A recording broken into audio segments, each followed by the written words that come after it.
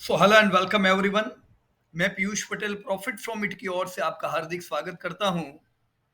Corporate announcement जो Bharti Airtel का right issue पे आया हुआ है उसके रिगार्डिंग आज का डिस्कशन है। दोस्तों, जनरली कॉरपोरेट एक्शंस पे बाइंग या सेलिंग हम लोग अवॉइड करते हैं। हमने देखा है कई लोग बोनस या स्प्लिट मिलने वाला होता है तो वो लोग बाइंग करते हैं, but this is not advisable कि कंपनी की जो वैल्यूएशंस, कंपनी के भाव पे जो इफेक्ट आएगी, ये सारी चीजें प्रॉफिटेबिलिटी और बिजनेस पे डिपेंड होती है, ना ही कॉर्पोरेट एक्शंस के ऊपर। कॉर्पोरेट एक्शंस पे एक प्राइस में बदलाव आता है। राइट इशू भी जब कंपनी लेके आती है, ये भी एक प्रकार का कॉर्पोरेट एक्शन ही है, लेकिन राइट इशू में कुछ अलग होता है। जो कुछ फेमस कॉर्पोरेट एक्शंस है जिसमें एक डिविडेंड आता है, जो उम्मीद रखते हैं हर साल कंपनी हमारे साथ प्रॉफिटेबिलिटी कुछ शेयर करे। बोनस होता है जहां पे कंपनी अपने रिजर्व के पैसे को यूज करती है दोस्तों आपको शेयर देने में। स्प्लिट्स आते हैं जहां पे फेस वैल्यू स्प्लिट हो जाती है और आपके शेयर्स बढ़ते हैं। पर शेयर्स और बोनस दोनों ही केसेस में आपके भाव पे भी उसकी इफेक्ट आती है, तो ओवरऑल वैल्यूएशन में दोस्तों कोई फर्क नहीं पड़ता है। राइट इशू में कंपनी एक फंड मोबिलाइज करती है, रेज करती है राइट इशू के द्वारा। मान लीजिए 100 रुपया कंपनी का प्राइस है, तो हो सकता है कंपनी अपने एग्जिस्टिंग शेयर होल्डर को एक राइट दे कि हम आपको 80 रुपीज पे शेयर ऑफर कर रहे हैं क्योंकि आप हमारे रिस्पेक्टिव शेयर होल्डर हो। और ये 80 रुपीज से विन विन सिचुएशन है। कस्टम जो कंपनी के शेयर होल्डर होते हैं उन्हें सस्ते में शेयर मिलता है, कंपनी को एक फंड सोर्स हो जाता है, तो कंपनी को भी फायदा होता है फंडिंग का, शेयर होल्डर को फायदा होता है सस्ते में शेयर मिलते हैं। लेकिन जनरली जो भी कंपनियां बार बार राइट इशू लेके आती है, ये एक अच्छी निशानी भी नहीं है, क्योंकि इससे आपकी कंपनी के नंबर ऑफ शेयर्स इंक्रीज होते हैं जिसकी इफेक्ट नेगेटिव थोड़ी आपकी इंडिविजुअल ईपीएस पे पड़ती है। और बार बार जब कंपनियां राइट इशू लेके आती है तो ये एक अच्छी निशानी भी नहीं है कि काफी फंड रेज करते जा रहे हैं, तो क्या फंड की कमी है, ये भी एक क्वेश्चन होता है। लेकिन कभी कभी जब कॉर्पोरेट एक्शन आते हैं तो ये बिल्कुल ही बुरी चीज नहीं है दोस्तों, राइट। कभी कभार जब आपकी अच्छी कंपनियां फंड की जरूरत होती है, एक्सपांशन प्लान अच्छे होते हैं और फंड रेज करते हैं, तो हम उसका फायदा उठा सकते हैं। वैसी एक ऑफर यहां पे भारती एयरटेल के राइट इशू में देखने को मिल रही है दोस्तों। दोस्तों, भारती एयरटेल की अगर हम जानकारी ले तो आज जब हम ये रिकॉर्डिंग कर रहे हैं, भारती का प्राइस है 726। राइट इशू इन्होंने ऑफर किया हुआ है 535, तो इट्स एन अट्रैक्टिव डील। करीबन 200 रुपए कम भाव पे हमें राइट्स ऑफर किया जा रहा है। फेस वैल्यू कंपनी की 5 रुपया है। एलिजिबिलिटी क्या है दोस्तों, हर 14 शेयर्स जो आपके पास होंगे उस पे आप एक शेयर के लिए अप्लाई कर सकते हो। So if you are holding around 140 shares, you can apply for 10 shares. अगर 14 है तो 1, उसी रेशियो में ये चलेगा। शेयर्स ऑफर कंपनी जो कर रही है वो 39 करोड़ शेयर्स है। तो ये 39 करोड़ शेयर्स ऑफर करने पे कंपनी करीबन 21,000 करोड़ रुपीस का फंड इकट्ठा करेगी। ये 21,000 करोड़ रुपए जरूर कंपनी को काम लग सकते हैं, कहाँ काम लगेंगे हम देखेंगे आगे। रिकॉर्ड डेट दोस्तों जो कंपनी ने कही है वो है 28 सितंबर की। तो 28 सितंबर को आपके डिमेट में अगर 140 शेयर है तो आप 10 राइट के लिए एंटाइटल होते हो। अगर आपके पास 14 है तो आप एक के लिए एंटाइटल होते हो। तो रिकॉर्ड डेट ध्यान में रखिएगा 28। आज भी जो लोग लेते हैं वो भी एंटाइटल हो सकते हैं, राइट। इशू ओपन होगा 5 अक्टूबर से 21 अक्टूबर तक, तो आप 5 अक्टूबर के बाद अप्लाई जरूर कर सकते हो। दोस्तों, भारती एयरटेल का ये राइट इशू में अप्लाई करना चाहिए कि नहीं, ये देखने के लिए हम भारती एयरटेल को थोड़ा समझते हैं। भारतीय एयरटेल का टोटल कस्टमर बेस दोस्तों हम देखें तो 47 करोड़ कस्टमर्स का है। So that's great. यूएस के पॉपुलेशन से ज्यादा इनका कस्टमर बेस है। टोटल ग्रोथ 11% से ईयर ऑन ईयर बढ़ रहा है। So that's great. इंडिया में इनका कस्टमर बेस 32 करोड़ है। मोबाइल इंडिया ग्रोथ 13% कगार का है। और जो दूसरी इनकी सर्विसेज है जिसमें होम सर्विसेज आती है 30 लाख कस्टमर है। Digital services around 2 crore customers. Africa में कंपनी का काफी अच्छा कस्टमर बेस है, करीबन 12 करोड़ और 7% की ग्रोथ से दोस्तों अफ्रीका बिजनेस भी बढ़ रहा है। हाइलाइट्स, अगर हम ईगल आई व्यू से कंपनी की बैलेंस शीट और स्टेटमेंट देखें तो दोस्तों कंपनी का टर्नओवर करीबन लाख करोड़ का है। दोस्तों ये जो लाख करोड़ का टर्नओवर है ये काफी समय से स्टैग्नेंट था। दोस्तों मुझे याद है तब तक 2015 में कंपनी लाख करोड़ के टर्नओवर पे पहुंचने को आई थी, पर उसके बाद ओवरऑल एआरपीयू में काफी कमी हुई और जिसके कारण कंपनी का सेल्स ग्रोथ बिल्कुल नहीं हुआ। ना भारती का छोड़ो, दूसरी जितनी भी कंपनियां थी सबने जबरदस्त डिग्रोथ किया। तो पिछले जो 5 साल थे वो टेलीकॉम के लिए बिल्कुल ही अच्छे नहीं थे। मेजोरिटी ऑफ द कंपनीज के सेल्स टूटे और प्रॉफिटेबिलिटी तो किसी की नहीं थी भारती को छोड़ के। एक भारती थी जो ये चैलेंजिंग समय 5 साल के जो रहे उसमें वो प्रॉफिट कर रहे थे दोस्तों। टोटल एसेट्स भारती की देखे तो 3 लाख करोड़, जिसमें 87,000 करोड़ की पीपीई में है जो कि प्योर एसेट्स जिनको हम कहते हैं, और 85,000 करोड़ अदर टेंजिबल एसेट्स। यहाँ पे जो दोस्तों ये एसेट्स बनने की वजह से ही आज वापस से हम लोग 1 लाख करोड़ की ओर आए हैं। तो लास्ट ईयर कंपनी का लाइफ टाइम हाई सेल्स हुआ और जो वेट कर रहे थे 2015 में भी मैंने किसी न किसी रिकमेंडेशन में कहा था कि एक और कंपनी हम देखेंगे जो लाख करोड़ के टर्नओवर को पहुंचेगी, लेकिन दोस्तों लाख करोड़ पे ये लोग नहीं पहुंच पाए। तो ये टेलीकॉम के लिए एक खराब चीज थी, म्यूटेड फेस था। लेकिन चलो वापस से हम देख रहे लाख करोड़ पे आपकी भारती दोस्तों पहुंच चुकी है और अब हम आने वाले समय में जबरदस्त ग्रोथ उम्मीद करेंगे। दोस्तों कंपनी की इक्विटी 2746 करोड़ की है। टोटल इक्विटी करीबन 60,000 करोड़ की है। इसी पे अगर हम बोरोइंग देखें तो दोस्तों 1.25 लाख करोड़ का है जो कि ह्यूज बोरोइंग है। ये भी long term borrowing. Total borrowing तो इससे भी अधिक होगा, पर लॉन्ग टर्म बोरोइंग अगर 1.24 लाख करोड़ है तो हमें ये ध्यान रखना पड़ेगा कि ये हाई डेप्ट है। 60,000 करोड़ की टोटल इक्विटी पे अगर 1.25 लाख करोड़ का लॉन्ग टर्म बोरोइंग यानी करीबन दुगना लॉन्ग टर्म बोरोइंग, हाई जो एक रिस्क सोल्वेंसी बताती है। 25,000 करोड़ की लीज लायबिलिटी। Q1 के जो सेल्स थे वो 27,000 करोड़ के इस बार थे, पिछले साल के 23,000 करोड़ के मुकाबले। तो ये एक चीज क्लियर है कि पोस्ट कोरोना ग्रोथ बहुत अच्छा है और ये साल हम बढ़िया ग्रोथ की उम्मीद धंधे में भी करेंगे।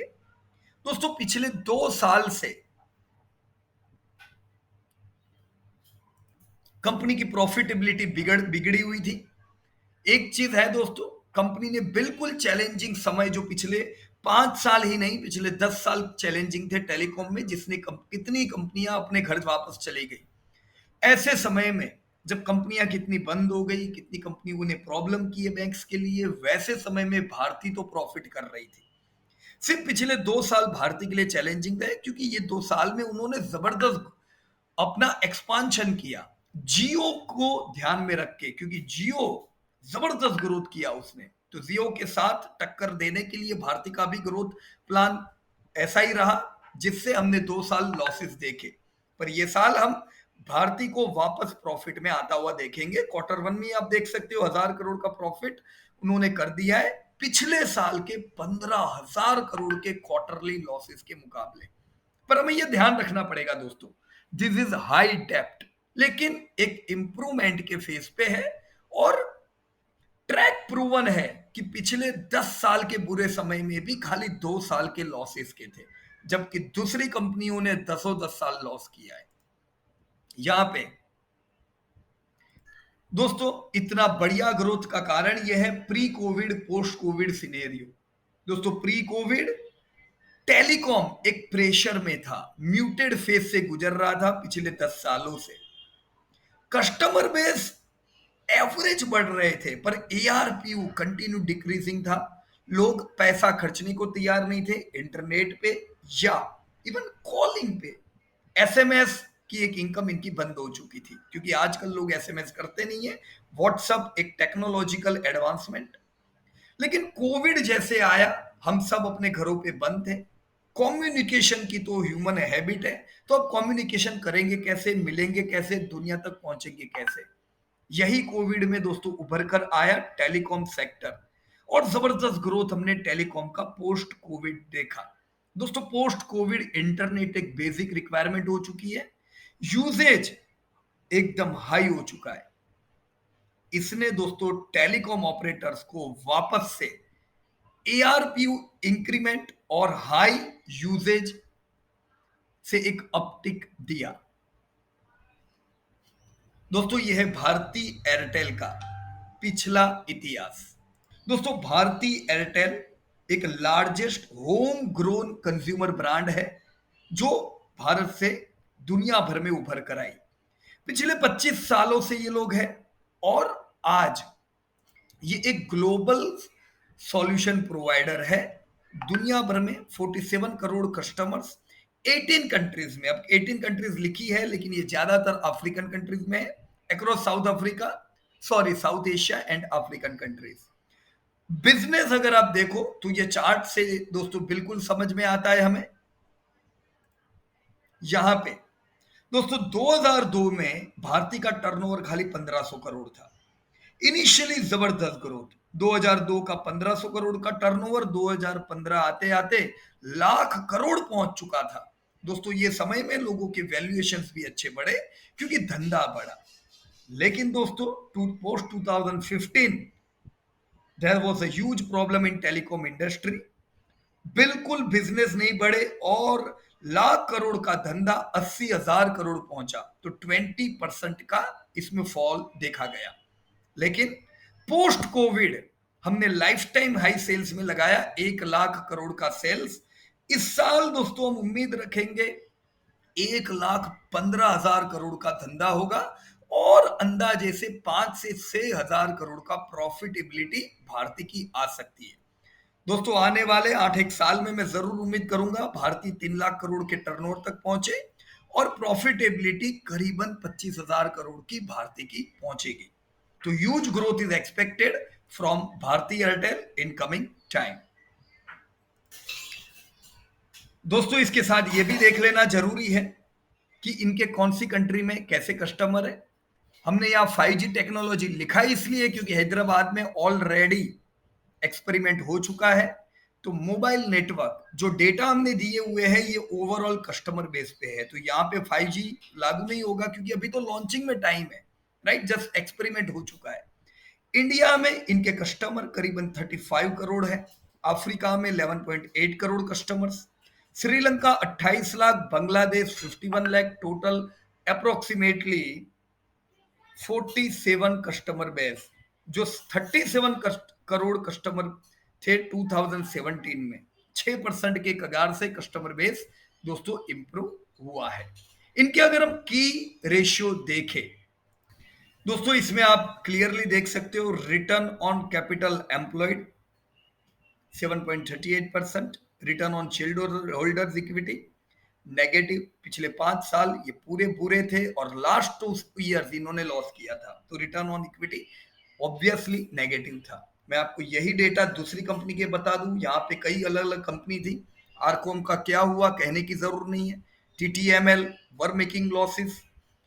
जो भी टेलीकॉम की कंपनियां थी, आइडिया तो न्यूज बन गया था। बुरे समय में इनके बुरे समय खाली 2 साल थे। इंटरेस्ट कवरेज रेशियो 3-4 का, जो बिल्कुल कम। बुक वैल्यू कम होती जा रही थी, 107 रुपए की ही बुक वैल्यू इनकी पिछले साल थी। Net debt to shareholders equity करीबन 3, जो बहुत ज्यादा है। अर्निंग पर शेयर नेगेटिव थी, चलो ये साल तो अर्निंग पर शेयर वापस पॉजिटिव हो जाएगी दोस्तों। मैं उम्मीद रख रहा हूं इस साल हम करीबन 5 से 6 का ईपीएस दोस्तों देखेंगे, राइट। तो ये इंप्रूव होने वाला है because now sales are improving. दोस्तों ये बिगड़ा क्यों? क्योंकि सेल्स डिक्रीज हुए। अब जब मेन आपकी टॉप लाइन इंक्रीज हो रही है तो ये चीजें आने वाले 5 एक साल में इंप्रूव होगी। इसीलिए दोस्तों राइट इशू की जरूरत पड़ी है। तो राइट इशू ऐसे ही नहीं आता है, राइट इशू पैसे के लिए आता है। अगर फंडिंग 21,000 करोड़ जितना होगा तो ये कुछ काम लगेगा वर्किंग कैपिटल में, ऑपरेशंस में। देखो डेप्थ तो लाख करोड़ की कम होने वाली नहीं है इतने 21,000 करोड़ से, पर ये कुछ काम दोस्तों जरूर पैसे लग सकते हैं। हमें ये प्रिपेयर रखना रहना पड़ेगा दोस्तों कि ये जो पैसा लगा रहे हैं, जो लोग भारतीय में इन्वेस्ट कर रहे हैं, वो ग्रोथ स्ट्रेटेजी पे लगा रहे हैं, राइट। ग्रोथ की उम्मीद में क्वालिटी इंप्रूव होगी ये उम्मीद के साथ हम पैसा यहाँ पे लगा रहे हैं। तो ये बिल्कुल भी अगर आप इसे कहो क्वालिटी, तो क्वालिटी में जो कौन सी कंपनियां आती है, डेप्थ फ्री कंपनियां आती है जिनकी आरओई पॉजिटिव, ऐसी कंपनियां आती है। भारतीय में ऐसा नहीं है दोस्तों, राइट। भारतीय एक टेलीकॉम सेक्टर की कंपनी है, जो टेलीकॉम एक वेल्थ डिस्ट्रॉयर था। अब वेल्थ डिस्ट्रॉयर में से जब आप कंपनी सिलेक्ट करोगे तो मुश्किल तो यहां पे रहेंगे, पर क्यों करोगे? क्योंकि ग्रोथ है दोस्तों। तो quality is expected in the future. इनके सेगमेंट सेल्स अगर हम देखें तो दोस्तों इंडिया मोबाइल करीबन 51% यानी आधा टर्नओवर दोस्तों भारतीय को इंडिया से आ रहा है।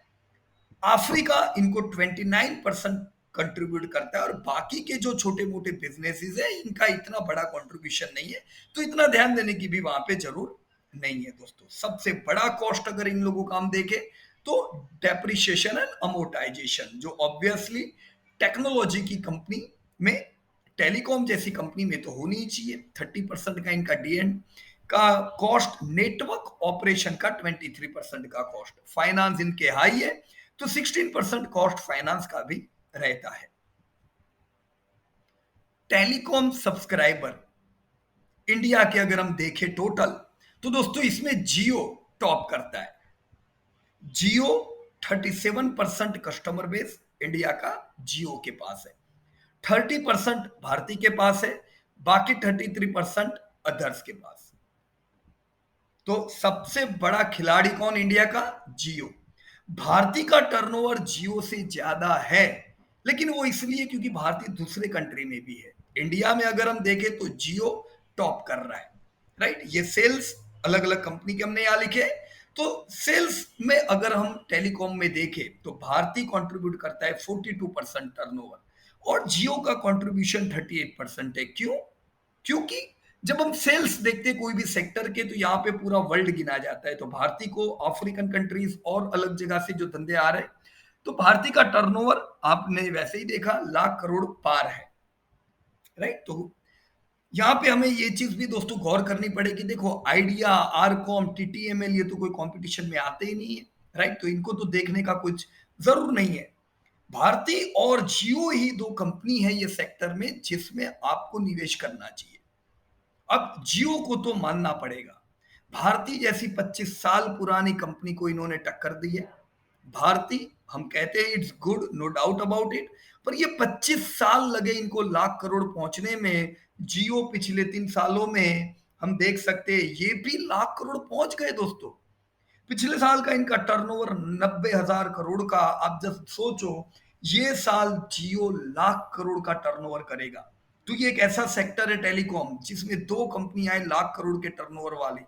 अब इंडिया में वैसे ही फ्यू कंपनीज है लाख करोड़ के टर्नओवर वाली, राइट। बहुत ज्यादा कंपनी तो इंडिया में है नहीं लाख करोड़ की, पर ये लाख करोड़ में भारती और जियो भी है। और खास करके जियो को तो थम्स अप, इतने कम समय में जो लाख करोड़ पहुंचे हैं वो उनकी हाई क्वालिटी नेटवर्क की वजह से है। वंडरफुल फ्रेंड्स, भारती एयरटेल कितने समय से म्यूटेड इवन प्राइस में। दोस्तों इन्वेस्टमेंट दोस्तों पिछले 20 सालों में 25 गुना जरूर हुआ है, पर वो 20 सालों में पिछले 10 साल म्यूटेड थे।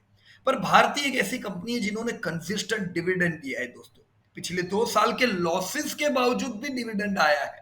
तो यही दोस्तों पुरवार करती है कि आपकी कंपनी कितनी कमिटेड है। नो डाउट दोस्तों आपकी चॉइस होनी चाहिए भारतीय, हमने इन्हें कोविड के क्वार्टर 2 से ही हमने रिकमेंडेशन भारती के देने चालू किए थे, राइट। जब इसने ब्रेकआउट भी नहीं दिया था, क्योंकि रिजल्ट भी रिफ्लेक्ट हो रहा था, धंधे जबरदस्त बढ़ते जा रहे थे, कंपनी वॉज कमिटेड। अब तो दोस्तों भारती ने ब्रेकआउट भी दे दिया है। ये जो फोटो मैंने यहाँ पे रखा है, ये क्वार्टर 1 में जब नतीजे आए तब हमने जो अपडेट किया था उस समय के है, राइट। तो बाइंग हमने रिकमेंड किया था 500 के करीब। अभी भी दोस्तों ये रिकमेंडेशन बरकरार रहेगा, राइट। कंपनी पे डेब्ट बहुत है, वॉलेटिलिटी हाई हो सकती है बुरे समय पे, राइट। तो जब कभी आपको 500 के करीब का मौका मिलता है, डेफिनेटली बाय करना चाहिए। हमने रिकमेंड किया था इसी साल हम 750 का टारगेट देखेंगे। सो होप 759 का जो हमारा टारगेट था इस साल का, अब हम तो ऑलमोस्ट पहुंच रहे हैं यहाँ पे, राइट। तो 759 का टारगेट था, 1600 रुपए हम कुछ साल में उम्मीद कर रहे थे। जरूर दोस्तों आने वाले 2-3 सालों में हम देखेंगे भारती अपग्रेड करेगी 1600 रुपए तक, लेकिन रैली में बाय नहीं करने का, राइट। बाइंग कब बनता है दोस्तों? बुरे समय में बाइंग था, करना था, आप लोगों ने किया, सो कॉन्ग्रेचुलेशन। भविष्य में भी मौके मिले 500 के करीब के कर सकते। अब दोस्तों राइट पे क्यों हमने ये डिस्कशन किया, क्योंकि राइट भी 535 पे है, तो ये आपके बाइंग लेवल के नजदीक ही है, तो क्यों ना करें, कोई डाउट ही नहीं है, करना चाहिए। Right is offered at 535, not a bad deal, because you are already expecting to buy near 500, right. So right issue में बाइंग डेफिनेटली कर सकते हैं। 759 पे हमने प्रॉफिट बुकिंग 5-10% रिकमेंड किया था, डेफिनेटली जब आता है यू कैन डू इट। 1600 का टारगेट अपने दिमाग में रखे। पर मैं डिस्क्लोजर बता दूं दोस्तों, प्रॉफिट फ्रॉम इट का काम टिप देने का नहीं है, ये सिर्फ हमने कुछ फंडामेंटल टेक्निकल्स की बात की है। हमारे कहने से हरगिज बाय मत कीजिएगा। आपको ठीक लगता है डेटा, और आपको जहां कहीं लगता है, को लगता है आरकॉम या टीटीएमएल, तो वहां पे भी डाल सकते हो। It depends on your thinking दोस्तों। फंडामेंटल चेक करके ही पैसा डालें।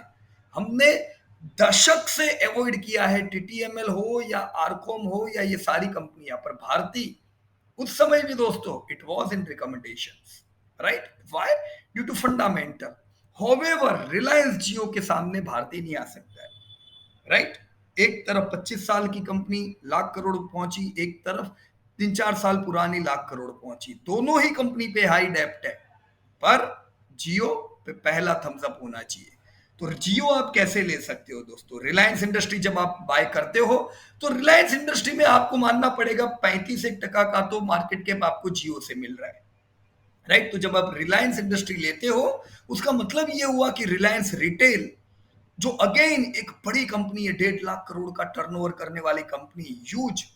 तो रिलायंस रिटेल, रिलायंस जियो दोनों का कॉम्बिनेशन है। नेगेटिव ऑयल और पेट्रोल भी रिलायंस ऑयल इंडस्ट्री के साथ आ रहा है, बट इट्स ऑल राइट। आप जब रिलायंस इंडस्ट्री लोगे तो जियो और रिटेल दोनों का संगम आपको वहां पे मिलेगा, right. So you can apply for the rights in Bharti, we can expect, उम्मीद क्या करें, we can expect consistent income in the future. दोस्तों मैंने पूरे बुरे समय 10 साल के देखे भारती के, पर भारती ने कंसिस्टेंट इनकम आपको दिया। Same thing I can expect. अब अच्छा समय आता है तो हम भारती से क्यों बुरी उम्मीद कर सकते हैं? No doubt about it. सही परीक्षा पूरे समय में होती है, जो पास कर दी भारती ने। So we can expect consistent income in the future. Weightage 1% का रखना चाहिए, क्योंकि डेप्ट बहुत हाई है दोस्तों। पॉजिटिव के साथ नेगेटिव चीजों को भी ध्यान में रखे। अगर आपको जो हमने डिस्कशन किया उस पर कुछ भी क्वेश्चन है, you can reach our website. App दोस्तों डाउनलोड कर सकते हो, जिससे आपको रेगुलरली इस प्रकार के अपडेट मिलते जाए। और मिलेंगे दोस्तों 26 तारीख की मीटिंग में, जहां फुल डे हम फंडामेंटल्स पे बातचीत करेंगे। मुझे आपकी ओर से कमेंट चाहिए, आप टेलीकॉम में अगर इन्वेस्ट करोगे तो कौन सी कंपनी में इन्वेस्ट करोगे? So thank you very much and जय हिंद टू एवरीबॉडी दोस्तों।